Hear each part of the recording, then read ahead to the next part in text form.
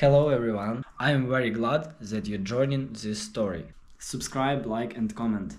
Enjoy the story, smile more often. I never imagined that my dad, the man I thought I knew so well, was capable of such a massive betrayal. Growing up, he was the picture of a devoted husband and father, always present for family dinners, school events, and vacations. But after his sudden passing, I uncovered a secret that shattered everything I believed about him. My dad had a second family. It all started when we were sorting through his belongings. My mom, siblings, and I gathered in the living room, sifting through paperwork, keepsakes, and old photographs. It felt surreal to go through his life like this, reduced to boxes and files. Then I found it, a stack of letters, neatly tucked into a manila folder. They were addressed to someone named Melanie. Curiosity got the better of me, and I opened the first letter.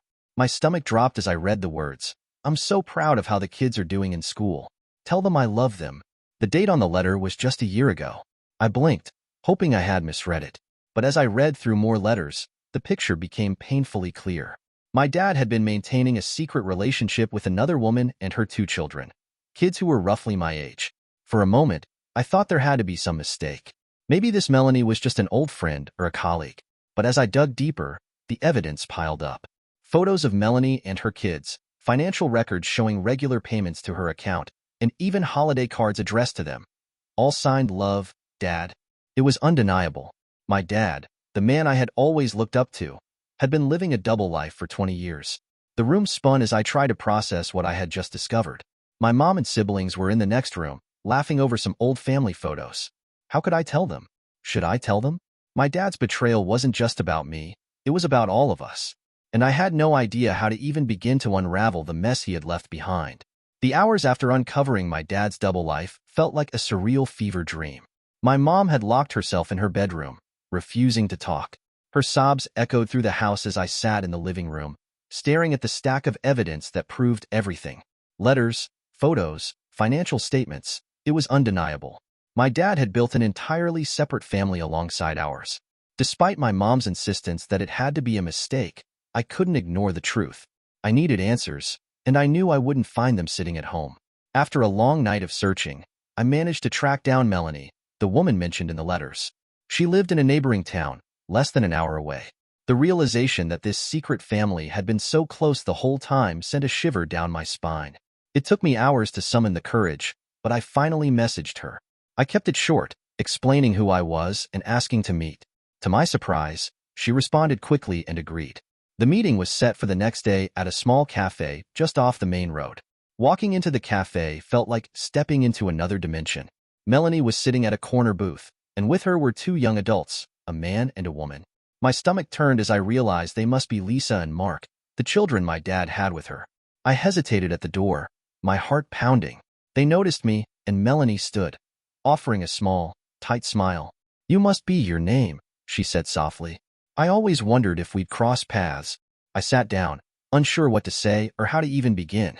My voice felt caught in my throat, so Melanie started instead. "I assume you know by now," she said, her tone measured, as though she had practiced this conversation in her head. "Your father and I were together for a long time." "Together?" I repeated, my voice dripping with disbelief. "He had a wife, a family. What were we to him? Some kind of side project?" Melanie sighed, looking down at her hands. "I know how it looks, but it was more complicated than that. He loved all of us." Lisa, who had been sitting quietly with her arms crossed, finally spoke up. "We didn't ask for this," she said bluntly, "but we're family whether you like it or not." Family. The word caught in my throat. These strangers were trying to claim a connection to me based on the lies my dad had told. "You're not my family," I snapped. Mark, quieter than his sister, spoke next. "We didn't even know about you until recently," he said, his voice low. "Mom told us just before your dad passed." He trailed off awkwardly, and I could tell he was struggling to process everything too. I looked at Melanie, anger bubbling just beneath the surface. "You let him lie to us for 20 years, I said, my voice shaking. "How could you be okay with that?" Melanie met my gaze, her eyes filled with a mixture of sadness and defiance. "I wasn't okay with it," she said, "but I loved him, and I was trying to protect my kids. He said he'd tell you one day." But her voice broke, and she didn't finish the sentence. Lisa leaned forward, her expression hardening. "Look, None of us asked for this, she said. But here we are. And whether you like it or not, we're connected. We're siblings. Siblings, I repeated bitterly. The word felt foreign, almost mocking. These people were strangers, and yet here they were, claiming a bond one didn't feel. The conversation spiraled into a mess of accusations, emotions, and unspoken grievances. By the time I left the cafe, my head was spinning.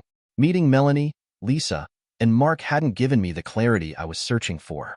Instead, it had raised even more questions and left me with a storm of emotions I didn't know how to process. As I drove home, one thought lingered in my mind, a bitter truth I couldn't ignore. My dad's betrayal had shattered more than just my family.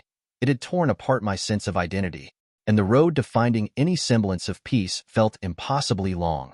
The dust from meeting Melanie, Lisa, and Mark hadn't even settled when the next bombshell dropped. My dad's lawyer contacted us to finalize the reading of his will. My mom and I attended the meeting with heavy hearts, still reeling from the betrayal, unsure what else might surface. The will was straightforward. My dad had left everything to my mom and me. There was no mention of Melanie or her children, not even a token acknowledgement. His house, his savings, and even the small business he had built over the years were all explicitly left to us. The lawyer explained that my dad had updated his will only a year before his death, solidifying his wishes. At first, I felt a strange sense of vindication. Maybe this was proof that we were his real family, despite the lies. But that satisfaction was short-lived. It didn't take long for Lisa and Mark to make their feelings known. A text from Mark arrived the next day. We need to talk about the inheritance. He was our dad too, and we deserve a share. I stared at the message, unsure how to respond. It wasn't just the words. It was the entitlement behind them that made my blood boil. I showed the text to my mom, who was still grappling with the betrayal. We don't owe them anything, she said firmly, her voice shaking with anger. Your father made his decision. He didn't leave them a penny, and that's the end of it. Her reaction made sense, but it didn't sit right with me. Lisa and Mark didn't choose to be part of this mess. They were as much victims of my dad's double life as we were. And as much as I wanted to agree with my mom, I couldn't ignore the fact that they were, in some way, my siblings. Lisa, never one to mince words, called me later that evening. This isn't fair, she said bluntly. Do you really think it's okay for you to keep everything while we're left with nothing? He supported both of our families for years, but now we're just erased. I didn't know how to respond. It's not that simple, I said carefully. He didn't put you in the will. I can't just rewrite it. We're not asking for everything, Lisa replied, but we deserve something. He was our dad too. Her words echoed in my mind long after the call ended. Were they right? Had my dad's omission been an intentional decision, or just another way to compartmentalize his life? The thought of navigating this legal and moral gray area felt impossible. The situation quickly became a family-wide debate. My mom refused to entertain the idea of sharing anything with Melanie or her kids. This is our life, she said. Your dad made his choice, and I'm not going to undo it just to satisfy people who were never supposed to be part of our world. But their demands wouldn't go away. Lisa and Mark hinted at legal action, suggesting that they could contest the will if we didn't agree to negotiate. My mom scoffed at the idea, but I felt the weight of it pressing down on me. I started questioning everything. Was it wrong to keep everything, knowing that my dad had divided his time and resources between two families? Or was it my responsibility to protect the life he had built for us, even if it meant shutting out the other family entirely? The inheritance dilemma wasn't just about money. It was about what kind of person I wanted to be. Balancing the moral obligation I felt toward Lisa and Mark with the loyalty I owed my mom felt like an impossible task. Every time I thought about making a decision, I saw my dad's face, smiling in old family photos, as if he hadn't left behind a world of chaos for us to sort through. The truth was, there was no easy answer. Whatever I decided, someone was going to get hurt. And deep down, I wasn't sure I could handle being the one to make that call. The demands from Lisa and Mark felt like a storm cloud looming over me, always present, always threatening to break. I couldn't stop replaying their words in my head, trying to imagine what it must have been like for them. They had grown up with a version of my dad I'd never seen. One who showed up sporadically, provided financially, but never fully committed. Did that make their claim on the inheritance valid? Or were they just trying to stake a claim on a life they were never truly part of? I found myself oscillating between sympathy and anger. On one hand, I understood their perspective. They hadn't asked to be part of this mess any more than I had. But on the other hand, I couldn't shake the resentment bubbling inside me. Why should I, the child who bore the weight of my dad's public persona and the lies he told, have to share what was left of him? I decided to talk it out with my best friend, Mia. Over coffee in her tiny apartment, I poured out everything I was feeling: the betrayal, the confusion, the suffocating sense of obligation. It's not just about the money, I said, my hands gripping my cup so tightly I thought it might crack. It's about what it represents. That inheritance was supposed to be a safety net for my mom and me. Now, it feels like a bargaining chip in someone else's game. Mia listened patiently, nodding in understanding. You've been through a lot, she said. But here's the thing, you don't owe them anything. What your dad did was his choice, not yours. You shouldn't have to clean up his mess. Her words gave me a momentary sense of relief, but the guilt lingered. But what if it's not about owing? I asked. What if it's about doing what's right? I can't deny that they're my siblings, even if I wish they weren't. Mia leaned back in her chair, thoughtful. You need to figure out what's right for you, she said finally. Not for them. Not for your mom. Just you. Her advice stayed with me, but it didn't make the decision any easier. Every time I thought I had reached a conclusion, doubt crept in. If I refused to share, was I any better than my dad, who had kept secrets and compartmentalized his life to avoid facing uncomfortable truths? But if I gave in, was I letting guilt dictate my decisions instead of standing up for myself and my mom? The more I thought about it, the more I realized that the money wasn't the only thing tearing me apart. It was the feeling of being caught between two worlds. Lisa and Mark wanted me to see them as siblings, as part of my family. My mom wanted me to stay loyal to the life we had built together, the one my dad had ostensibly prioritized. And I was stuck in the middle, trying to reconcile pieces of my identity that didn't fit together. One evening, after hours of staring at the ceiling in my room, I decided to write down everything I was feeling. The act of putting it into words helped me organize my thoughts. I wrote about my anger at my dad, my frustration with Lisa and Mark, and my overwhelming sense of responsibility toward my mom. By the time I was done, I felt a little lighter, even if I still didn't have all the answers. The one thing I did know was that I needed more clarity before making a decision. I needed to hear more from Lisa and Mark, not just about what they wanted, but about what they thought family really meant. If they wanted to claim a share of my dad's legacy, they needed to show me why they deserved it. And maybe, just maybe, I needed to ask myself the same question. The day of the meeting arrived, and I walked into the room feeling like a referee stepping into a boxing ring. Lisa and Mark were already seated at the dining table in the lawyer's office we had agreed to use. My mom sat beside me, her arms crossed tightly over her chest, radiating protective energy. From the moment we sat down, the tension was thick enough to cut with a knife. Thank you for meeting us, Lisa began, trying to sound conciliatory. Her tone was measured, but there was steel beneath it. We're not trying to cause a fight. We just think it's fair to talk about the inheritance and what our dad, meant to both of our families. My mom scoffed, already bristling. He meant a lot to our family, and I'm sure he cared about you too. But let's not pretend this is about sentiment. This is about money. Let's call it what it is. Mark leaned forward, his jaw tightening. It's not just about money, he said sharply. It's about acknowledgement. He supported us. He was there for us in his own way. And now we're being treated like we don't even exist. My mom shot back. He supported you in secret while keeping his real family in the dark. Do you have any idea what it feels like to find out that your husband was living a double life for 20 years? And now you have the audacity to show up and ask for more? I winced at the words real family, watching the color drain from Lisa's face. We didn't ask to be in this situation, she said quietly. But we're here now, and we have to deal with it. The lawyer, who had been silently taking notes, cleared his throat. Let's try to keep this civil, he said, though the futility in his voice was obvious. I stayed silent, my mind spinning. Both sides had valid points. My mom had every right to feel angry and betrayed. My dad's secret life had upended her world. But Lisa and Mark weren't responsible for his decisions. They hadn't asked to be born into this mess any more than I had. Look, I said finally, breaking the tense silence. I think we need to focus on what's actually at stake here. This isn't just about the will or the money. It's about what family means, and right now, none of us are acting like family. Lisa turned to me, her eyes softening. We just want to be seen, she said. For 20 years, we were the secret, the ones who had to stay quiet. You were the one who got to have him openly, completely. You had what we never could. Her words hit me hard. I had spent so much time feeling like the victim of my dad's deceit that I hadn't considered their perspective.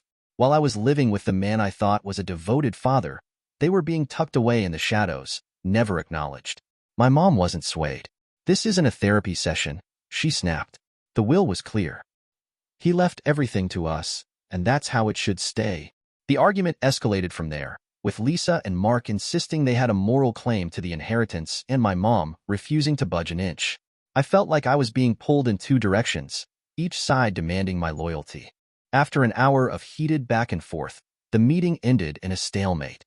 Lisa and Mark left frustrated, while my mom fumed all the way home. "They're just trying to guilt you," she said as we walked to the car. "Don't fall for it." But as I lay awake that night, Lisa's words echoed in my mind. "You had what we never could."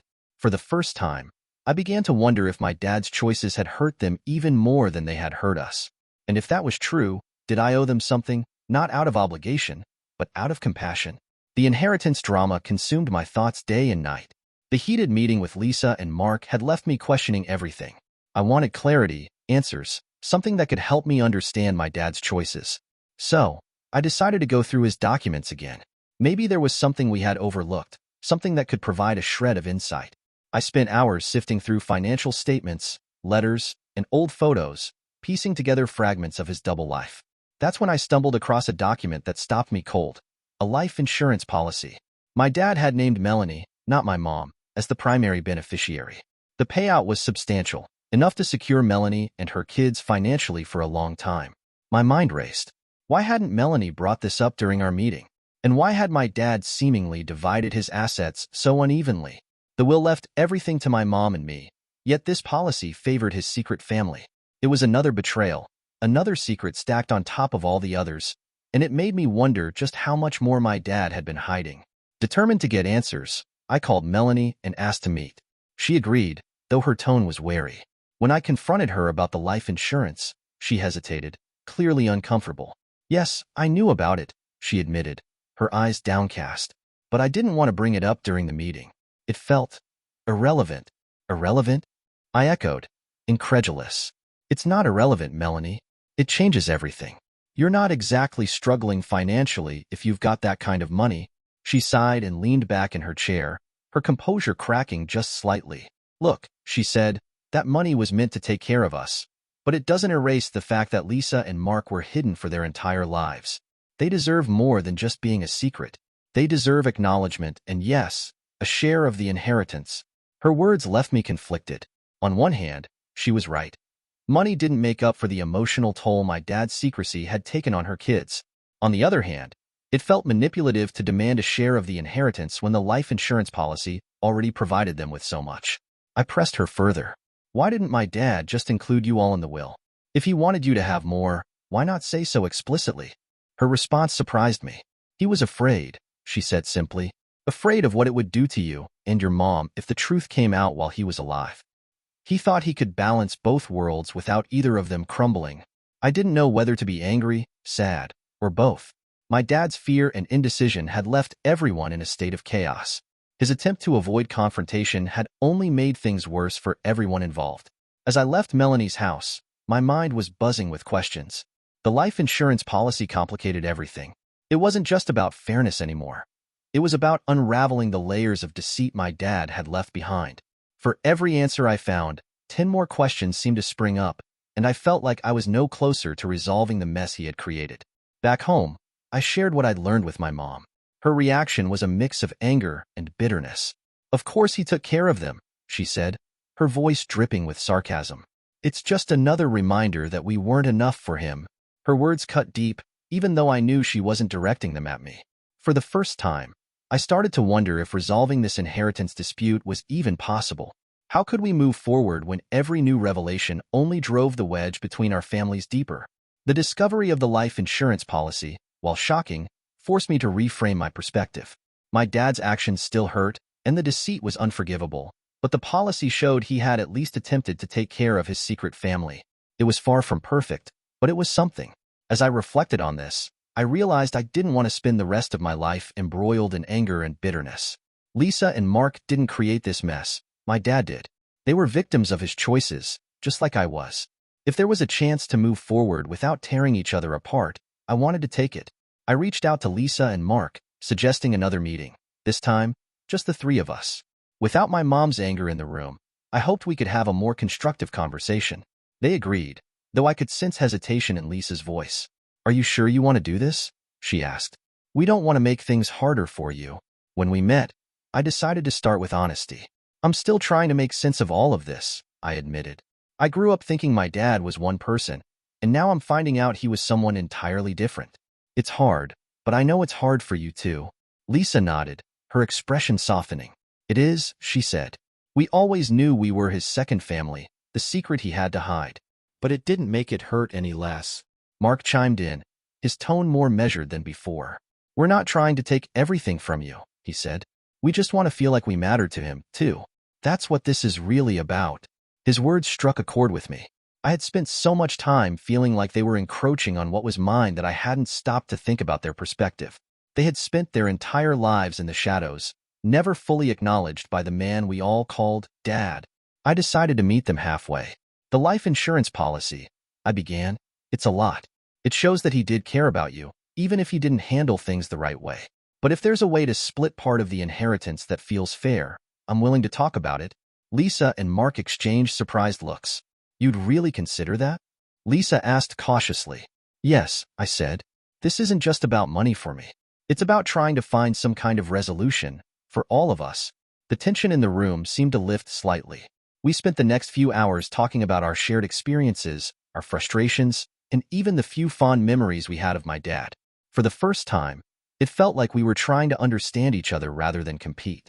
As we wrapped up, Mark extended his hand. I appreciate you meeting us halfway, he said. We'll do the same. Lisa smiled faintly. This won't be easy, but I think it's a step in the right direction. Walking away from that meeting, I felt a glimmer of hope. The pain and betrayal weren't gone, but for the first time, I could see a path forward. One that didn't involve tearing each other apart. Maybe, just maybe, we could find a way to coexist, despite the lies that had brought us here. Telling my mom about the conversation with Lisa and Mark was like lighting a fuse. She exploded almost immediately, her voice sharp and filled with anger. Why are you even entertaining this nonsense? She demanded. Those people don't deserve anything from you, or from us. Your dad made his decisions, and they weren't part of it. I tried to stay calm, but her words cut deep. They were part of it, Mom, I said. For 20 years, they were part of it, whether we like it or not.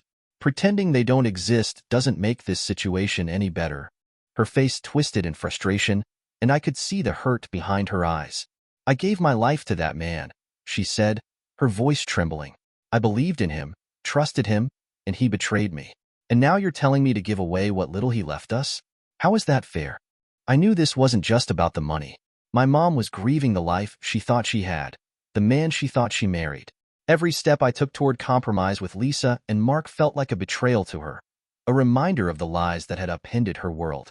I'm not punishing you, Mom, I said softly. I'm just trying to do what feels right. This isn't about Dad anymore. It's about finding peace for myself, but my words did little to calm her. Peace? She repeated, almost mocking. There's no peace to be found in this mess. You're giving in to people who shouldn't even be in our lives. They were a secret for a reason. Her bitterness hung heavy in the air, and for a moment, I considered backing down. It would have been easier to side with her, to keep the inheritance untouched and shut Lisa and Mark out completely. But deep down, I knew I couldn't live with myself if I ignored what felt like the right thing to do. That night, I stayed up thinking about my mom's reaction. She had been through so much, more than I could ever truly understand. Her anger was justified, but it was also clouding her judgment. This wasn't just about her, or even about my dad. It was about all of us, the people he left behind, trying to make sense of the chaos he had created. The next day, I tried to talk to her again, hoping she might see things differently after cooling off. This isn't just about the money, Mom, I said. It's about doing what I need to heal. Can you try to understand that? Her eyes softened for a moment, but the wall between us didn't come down. You're your father's child, she said quietly, always trying to fix things that are beyond fixing. Just don't forget who's really on your side. Her words stayed with me long after the conversation ended. I knew she wasn't ready to see my point of view, and maybe she never would be. But I couldn't let her resistance stop me from moving forward. The tension between us lingered in the days that followed. Every interaction felt charged, as if we were both waiting for the other to apologize or back down. But neither of us did. I could only hope that one day, she would see that this wasn't about choosing sides. It was about finding closure in a situation that had none. For now, though, I knew this was a battle I'd have to fight alone. After weeks of tense negotiations and emotional soul-searching, Lisa, Mark, and I finally reached a compromise. It wasn't perfect. No solution could erase the years of lies or the pain my dad's choices had caused, but it was a start. We agreed to set up a trust using a portion of the inheritance, one that would ensure Lisa and Mark had some financial security for their futures. The legalities were straightforward, but the emotions were anything but. Sitting across the table from them as we signed the paperwork, I couldn't help but feel the weight of everything that had brought us here. It wasn't just about money. It was about acknowledging their existence, their struggles, and the fact that they had been as much a part of my dad's life as I had. After signing the final document, I felt a strange mix of relief and sadness. On one hand, it was a resolution. The constant tension and uncertainty were finally coming to an end. On the other hand, it was a stark reminder of what had been lost. My dad had created two families, but in the end, neither felt whole. As we finished up, Lisa turned to me. Her voice was softer than I'd ever heard it. "Thank you," she said, her eyes glistening with unshed tears. "I know this wasn't easy for you. It means more than you know." Her words caught me off guard, and for the first time, I saw a glimpse of the sister I might have had under different circumstances. I nodded, unable to speak. There was so much I wanted to say, that I didn't blame her for what happened, that I wished things had been different, that I was as lost in all of this as she was. But the words wouldn't come. Mark, who had been quieter throughout the process, extended his hand for a handshake. It was a small gesture, but it carried a lot of weight. "We appreciate this," he said simply. "It's more than we expected." As I watched them leave the lawyer's office, a part of me felt like I was closing a chapter one hadn't even known existed a few months ago. But another part of me knew this wasn't the end. We were bound together now, whether we liked it or not, by the choices my dad had made. When I got home that evening, I sat down with my mom to tell her about the resolution. She listened quietly, her expression unreadable. "I still think you gave them too much," she said finally. "But if it gives you peace, I won't fight you on it." Her words were as close to a blessing as I was going to get, and I decided to take them at face value. "It does give me peace," I said. "At least now I can move forward." That night, I reflected on everything that had happened. The betrayal, the anger, the negotiations. It had all taken a toll, but it had also taught me a lot about myself. I had learned to navigate a situation that no one could have prepared me for, and in doing so, I had found a strength I didn't know I had. Lisa's parting words echoed in my mind. "This means more than you know." Maybe, in some small way, we were all finding a path toward healing, even if it wasn't the one any of us would have chosen. In the aftermath of the inheritance drama, I found myself grappling with the complex reality of family. My dad's double life had left deep scars on all of us, but it also forced me to confront uncomfortable truths about loyalty, fairness, and forgiveness. While I couldn't undo the damage he caused, I could choose how to move forward, and for the first time in months, I felt like I was starting to find clarity. My relationship with my mom is still strained. She has a hard time understanding why I felt compelled to compromise with Lisa and Mark, and I don't think she ever will. But we're slowly rebuilding the bond we had before my dad's betrayal came to light. She's begun to acknowledge her own pain and the anger she's held onto, and I'm trying to do the same. It's not perfect, but it's progress. Lisa and Mark remain a part of my life, though our bond is far from traditional. We talk occasionally, holidays, birthdays, or just the odd message here and there. They're not simply my other siblings anymore. They're part of my story. It's messy, complicated, and sometimes awkward, but it's real. And that's all I can ask for at this point. One day, Lisa sent me a photo of her and Mark standing in front of a house they'd just purchased with help from the trust we'd established. "We couldn't have done this without you," the message read. Seeing that reminded me that, while the situation was far from ideal, it had led to something meaningful. As for my dad, I've come to terms with the fact that I'll never fully forgive him for what he did. His choices fractured our family and left all of us struggling to pick up the pieces. But I've also come to understand that people are rarely as simple as they seem. He was flawed, like all of us, and his mistakes don't erase the love he gave me or the lessons he taught me. The biggest lesson I've learned through all of this is that family isn't just about blood or even shared history. It's about trust, respect, and the willingness to show up for one another, even when it's hard. I've found that in my friends, in my mom, and even, surprisingly, in Lisa and Mark. Moving forward, I've made a conscious choice to focus on the relationships that bring me peace and fulfillment. I've set boundaries where I need them and let go of the need to control how others perceive me. My dad's secret family wasn't the end of my world. It was a turning point. Now, I'm building a life rooted in authenticity, even if that means accepting the messiness of the past. While I wouldn't wish this journey on anyone, I've come out stronger, more self-assured, and, above all, ready to face whatever comes next.